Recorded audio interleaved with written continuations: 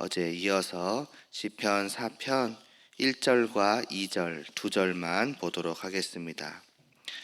시편 4편 1절과 2절입니다.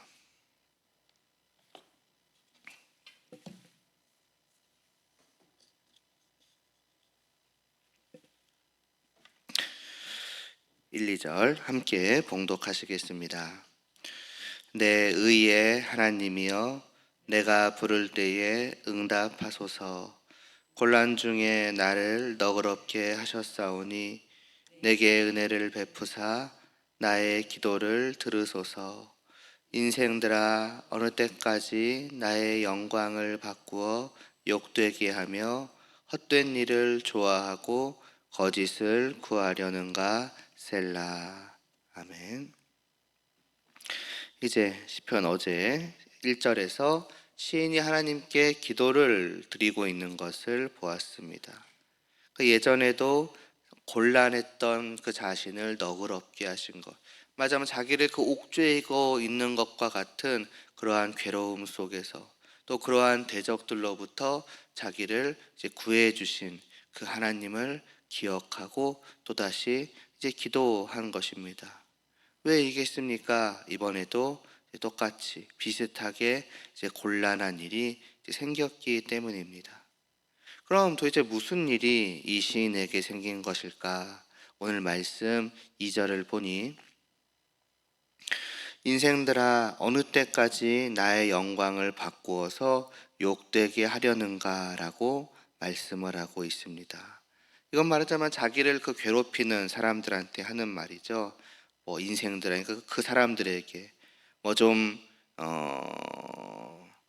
우리식으로라 그럴까? 우리식으로 말하자면은, 야 이놈들아, 언제까지 내 영광을 바꿔서 욕되게 만들려고 하냐? 이제 그만 좀 해라. 그만 좀 괴롭혀라. 이제 어떤 이런 이제 울부짖음, 부르짖음이라고 할 수가 있을 것입니다. 그런데 이 사람들이 지금 시인을 어떻게 괴롭히고 있습니까? 나의 영광을 바꾸어서 욕되게 하려고 한다는 것이 도대체 어떤 것일까요? 좀 쉽게 생각을 해보면은 이런 것입니다. 원래 이 시인은 영광으로 가득 차 있었습니다.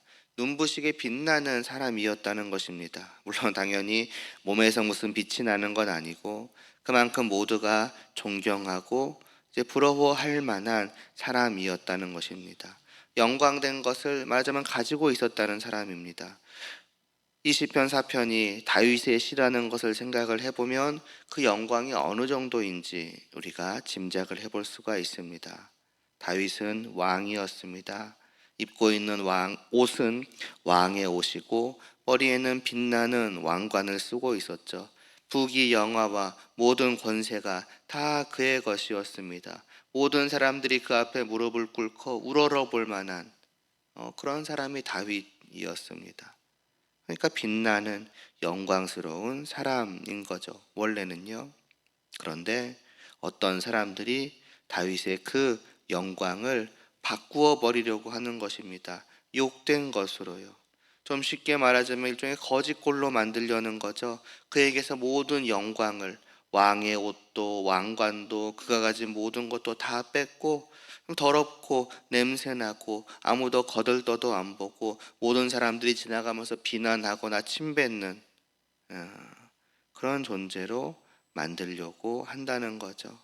그러기 위해서 계속해서 공격하고 또 괴롭히고 거짓된 소문을 만들어서 퍼뜨리고 하는 것입니다. 그것을 언제까지 하겠느냐라고 다윗이 말하고 있는 거죠. 근데 이 영광이라는 것을 좀 생각을 해보면은 단순히 다윗이 왕으로서 가지는 그 영광만을 의미하는 것이겠습니까? 그래서 그에게서 영광을 뺏어간다는 것이 그를 왕위에서 끄집어내리고 그를 그 왕궁 밖으로 쫓아내면은 그를 욕되게 만드는 것에 성공하는 거겠습니까? 꼭 그렇지만은 않을 것 같습니다. 물론 다윗이 한 나라의 왕이었기 때문에 영광된 사람이었다는 것, 그것은 맞습니다. 또 한 나라의 왕이기 때문에 다른 사람들과 비교해 봤을 때 누구보다 행복하고 즐겁고 기쁘고 하였을지도 모릅니다. 그것은 사실이죠. 그러나 그 왕의 영광보다도 훨씬 더 눈부신 빛이 다윗을 뒤덮고 있었습니다. 어떤 빛이겠습니까? 다른 것이 아니라 바로 하나님의 빛입니다. 하나님의 눈부신 영광입니다. 하나님께서 그와 함께 하셨습니다. 하나님께서 다윗의 하나님이셨습니다. 다윗은 하나님을 나의 하나님이라고 부를 수 있는 사람이었고, 하나님에게 있어서 다윗은 나의 백성, 나의 자녀, 나의 것이었습니다. 그러니까 이 세상 어떤 빛보다도 눈부신 빛이 다윗을 뒤덮고 있었던 것입니다. 하나님의 영광이 말입니다. 그리고 이 하나님의 영광은 왕이 입는 옷보다도, 왕이 쓴 왕관보다도, 그가 소유한 그 어떤 것보다도 더 다윗을 눈부시게 만들어주는 것이지요. 그리고 그렇기 때문에 오늘 이 말씀은 다만 다윗 개인의 시이기만 한 것이 아닙니다. 왜냐하면 그와 같은 영광은 다윗만 소유하고 있었던 것이 아니라 모든 성도들이 다 이 빛을 지니고 있기 때문입니다. 시편 1편에서 말합니다. 복된 사람들, 누구나 하나님과 함께하는 그 사람들은 참으로 복된 사람들이다라고 말하는 그 사람들, 하나님의 길에 들어와서 하나님과 함께하는 그 길을 걸어가는 모든 사람들은 누구나 예외 없이 다 이렇게 영광된 사람들, 눈부신 빛으로 뒤덮인 사람들인 것입니다. 그래서 그들은 행복하고 즐겁고 기쁜 것이며, 그것도 그냥 행복하고 즐겁고 기쁜 것이 아니라 무엇과도 비교할 수 없을 정도로 그리합니다. 하늘의 눈부신 영광이 우리와 함께하고 있기 때문입니다. 그래서 다시 반복해서 말씀드리지만 시편 1편에서 이런 사람들을 가리켜서 복되다라고, 정확히는 이러한 사람들만이 진실로 복되다고 말씀을 하는 것입니다. 성도, 우리는 이런 사람들입니다. 정말로 영광된 사람들입니다. 그리고 성도는 이 사실을 아는 사람들입니다. 내가 스스로가 영광되다는 것을 알고 내가 이렇게 영광되기에 행복해하는 사람들입니다. 그래서 시편 1편에서의 그 복되다는 것을 그냥 다른 사람들이 너는 복된 존재야라고 말해서가 아니라 내 스스로가 진실로 나는 복되다라고 느끼며 고백하는 사람들입니다. 나는 너무나도 복되다고, 그래서 나는 너무나도 행복하다고, 왜냐하면 나는 너무나도 영광되기 때문이라고.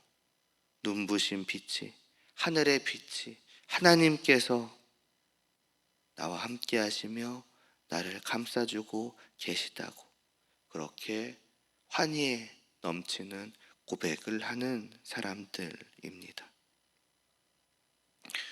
그리고 이러한 사람이 바로 믿음을 가진 사람들이라고 할 수 있을 것이며, 이들의 이런 모습이 바로 믿음을 가진 모습이라고 할 수가 있을 것입니다. 믿음은 종종 비유로 말씀드리지만 눈과 같은 것입니다. 이 얼굴, 육신의 두 눈으로 이 세상을 보는 것처럼 믿음은 우리의 이 두 육신의 눈으로 볼 수 없는 영적인 세상의 영적인 것들을 마치 보는 것처럼 알게 하여 줍니다. 하나님과 하나님의 영광을 말입니다. 믿음이 없이는 하나님을 알 수 없고 믿음이 없이는 하나님의 영광을 알 수가 없습니다.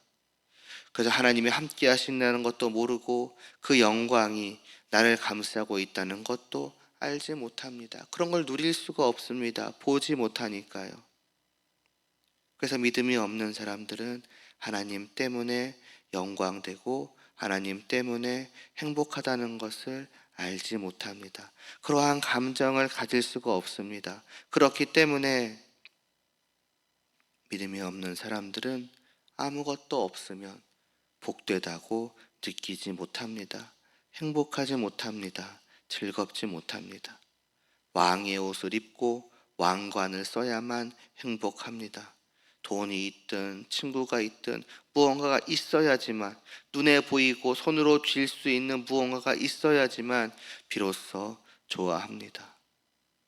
그런 것이 없으면 그러지 못합니다. 그러고 말하겠죠. 당연한 거 아니냐고. 돈이 없는데, 친구가 없는데, 뭐가 없는데, 내 눈에 보이는 것이 없고 손으로 쥘 수 있는 것을 내가 아무것도 가지고 있지 못하는데, 말하자면 내가 거짓골인데 어떻게 내가 영광되고 행복할 수 있겠냐고요. 맞죠? 당연히 그렇게 말할 수밖에 없습니다. 보이지 않는 것을 못 보고 못 느끼니 그럴 수밖에 없는 것입니다. 그러나 믿음을 가진 사람들은 그런 눈에 보이는 것이 없을지라도 그 행복을 뺏기지 않습니다.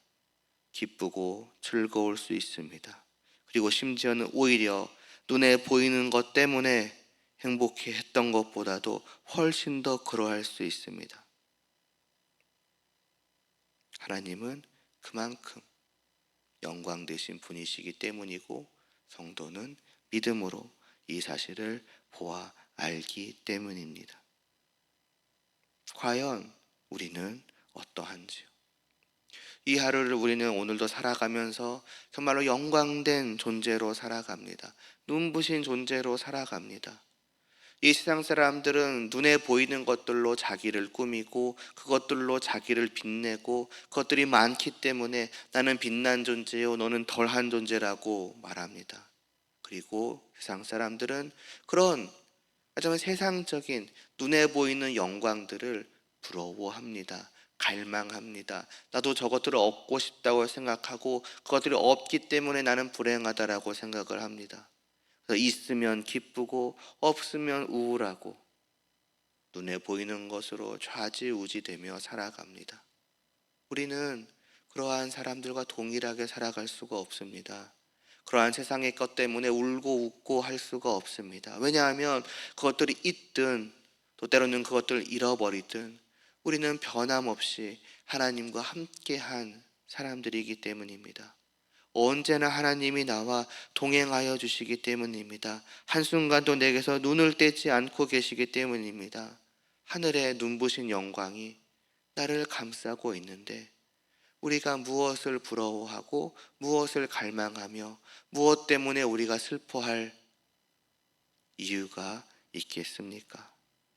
그러므로 우리는 늘 기뻐하며 늘 만족해하며 늘 복되게 살아갈 수 있는 사람들인 것입니다. 우리가 우리의 믿음을 온전히 지키며, 달리 말하면 우리가 믿음의 눈으로 언제나 나와 함께 하시는 그 하나님을 바라보기를 멈춰버리지 않는다면, 그 하나님에게서 눈을 돌려 세상을 바라보지 않는다면 우리는 분명 그럴 수 있을 것입니다. 이 하루를 또한 그러한 성도로서 살아가야 하지 않겠습니까? 다시 한번 무엇이 나의 영광인가 우리가 생각해보고, 하나님만이 나의 진실된 영광 되심을 다시 한번 우리가 마음으로 깨달아 알고 또 이 하루를 살아갈 수 있으면 좋을 것 같습니다. 자, 그런데 오늘 말씀은 그냥 성도가 그렇게 영광된 존재다라고 말을 하는 것이 아니라, 그러한 성도의 영광을 욕되게 바꾸려는 사람이 있다고 하는 것이 문제였죠. 그렇다면 이제 이 말씀도 조금은 다르게 들려질 것입니다. 그냥 다윗이 왕이었기 때문에 그 왕의 자리에서 끌어내려서 그를 욕되게 만들려는 사람이 있다. 물론 그렇겠죠.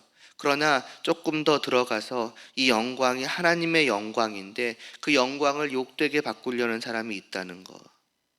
그렇다면 그것은 무슨 뜻이겠습니까?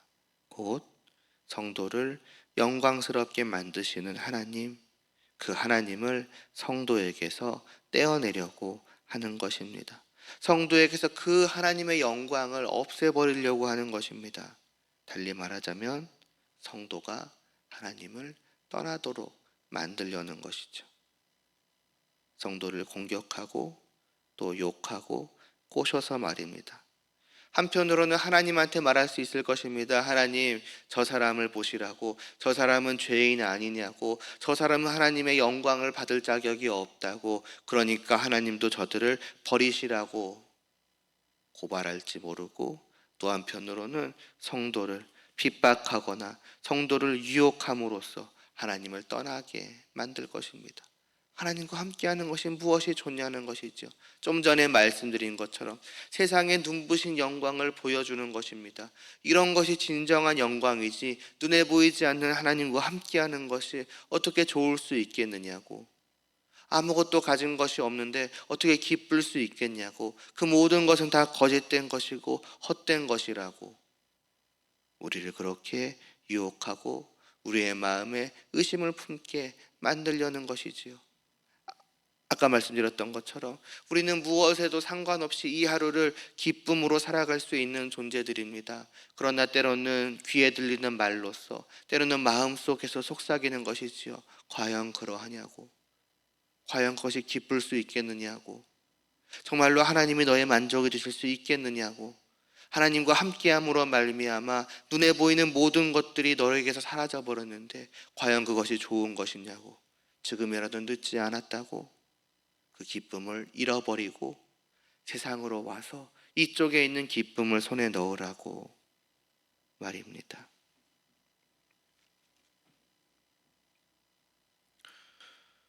어찌 아시겠습니까? 이러한 세상의 공격은 계속 될 것입니다. 시편 2편은 저 하나님 밖에 있는 자들이 하나님을 대적하여 하나님을 없이 하려고 한다고 합니다. 그리고 하나님을 대적하는 그 자들은 시편 3편에 보면 하나님만을 대적하는 것이 아니라 하나님의 모든 것들을 공격한다고 합니다. 3편, 4편 연달아서 이 다윗이 눈물을 흘리는 고백을 하고 있는 것을 보게 됩니다. 하나님께 부르짖고 있는 것을 보게 됩니다. 3편에서 한 번 그 핍박이 고난이 지나갔지만 그것으로 끝난 게 아니라 또다시 4편에서 저 대적들의 핍박이 계속해서 찾아오는 것을 보게 됩니다. 그래서 어제도 말씀드렸던 것처럼 성도가 걸어가는 이 길은 결코 쉬운 길이 아니라는 것이지요. 한 걸음 한 걸음 그 보보마다 그냥 가시에 가시밭길이 계속되는 것 같은 그런 길이 될지도 모릅니다. 그 가운데서도 시인은, 또 성도는 그 길을 걸어가야 하는 것이지요. 우리의 힘으로 걸어갈 수 있을까요? 우리의 힘으로는 도저히 걸어갈 수 없습니다. 좌절하고 그냥 주저앉기 십상입니다. 근데 놀랍게도 시인은 이런 고백을 합니다. 인생들아, 어느 때까지 나의 영광을 바꾸어 욕되게 하며 헛된 일을 좋아하는가 라고 말입니다.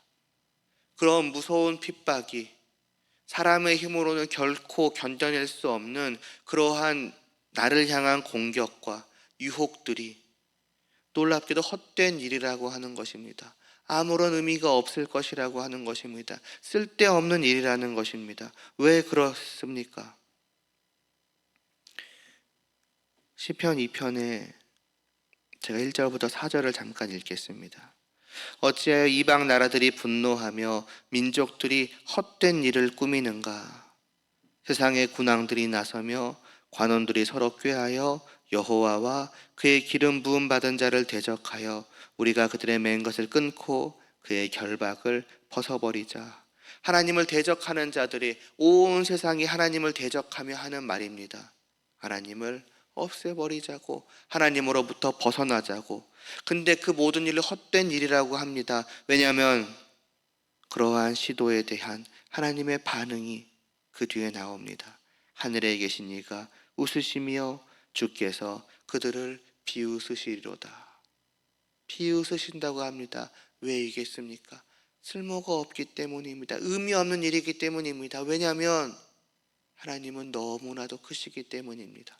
저 대적들이 온 세상이 하나님께 달려들지라도 하나님이 비웃으시며 한번 노를 바라시면 그들은 순식간에 도망가거나 숨어버리고 자기들이 하려고 했던 그 모든 일들이 헛된 일임을 깨달아 알기 때문입니다. 그렇기 때문에 동일하게 우리 성도들을 향한 공격 역시도 시인이 고백하는 것처럼 헛된 일에 불과할 뿐입니다. 내 힘으로는 한순간도 서 있을 수 없는 그런 맹렬한 공격과 나의 의지로는 잠시도 버틸 수 없는 그 달콤한 유혹도, 그러나 하나님 앞에서는 아무런 쓸모가 없기 때문입니다. 하나님이 나를 지켜 보호하시고 계시는데, 그 품에 안고서 나를 뺏기지 않으시는데 그러한 시도들이 무슨 의미가 있겠습니까?